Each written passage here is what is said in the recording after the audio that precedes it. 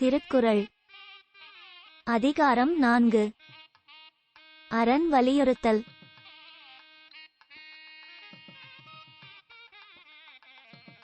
சிறப்பு ஈனும் செல்வமும் ஈனும் அறத்தினூங்கு ஆக்கம் எவனோ உயிர்க்கு.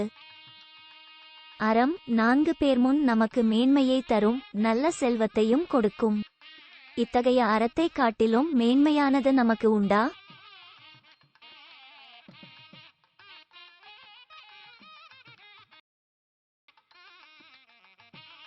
அறத்தினூங்கு ஆக்கமும் இல்லை, அதனை மறத்தலின் ஊங்கில்லை கேடு.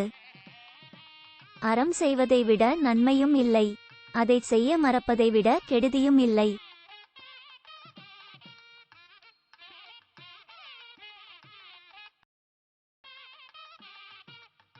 ஒல்லும் வகையான் அறவினை ஓவாதே செல்லும் வாய் எல்லான் செயல்.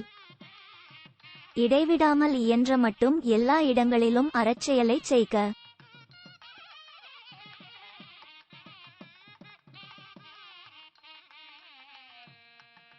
மனத்துக்கண் மாசிலன் ஆதல் அனைத்தரன் ஆகுல நீர பிற.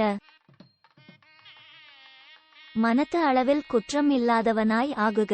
அறம் என்பது அவ்வளவே பிற வார்த்தை நடிப்பும் வாழ்க்கை வேடங்களுக்கும் மற்றவர் அறியச் செய்யப்படும் ஆடம்பரங்களே.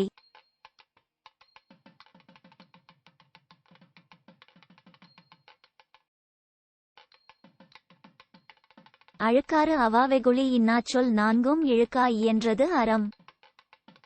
பிறர் மேன்மை கண்டு பொறாமை, புலன்கள் போகும் வழிச் செல்லும் ஆசை, இவை தடைபடும் போது வரும் கோபம், கோபத்தில் பிறக்கும் தீய சொல் எனும் இந்நான்கையும் விலக்கி தொடர்ந்து செய்யப்படுவது அறம்.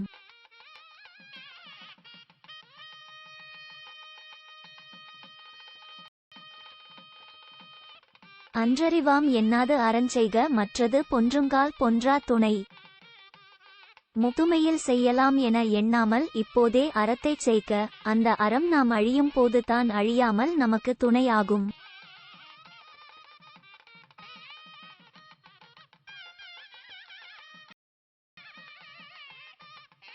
அறத்தாறு இதுவென வேண்டா சிவிகை பொறுத்தானோடு ஊர்ந்தான் இடை. அறத்தைச் செய்வதால் வரும் பயன் இது என்று நூல்களைக் கொண்டு மெய்ப்பிக்க வேண்டியது இல்லை. பல்லக்கை தூக்கிச் செல்பவனையும் அதில் பயணிப்பவனையும் கண்ட அளவில் பயனை அறியலாம்.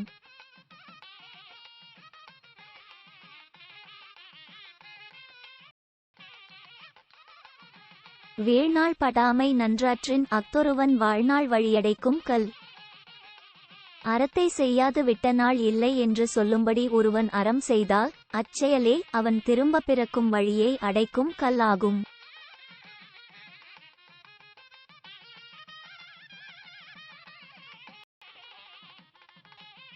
அறத்தான் வருவதே இன்பம், மற்றெல்லாம் புறத்த புகழும் இல.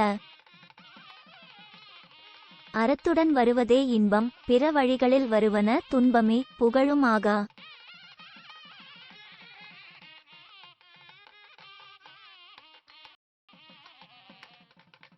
செயற்பால தோறும் அரணே ஒருவர்க்கு உயர்பால தோறும் பழி. ஒருவன் செய்யத்தக்கது அறமே, விட்டுவிடத் தக்கவை தீய செயல்களே.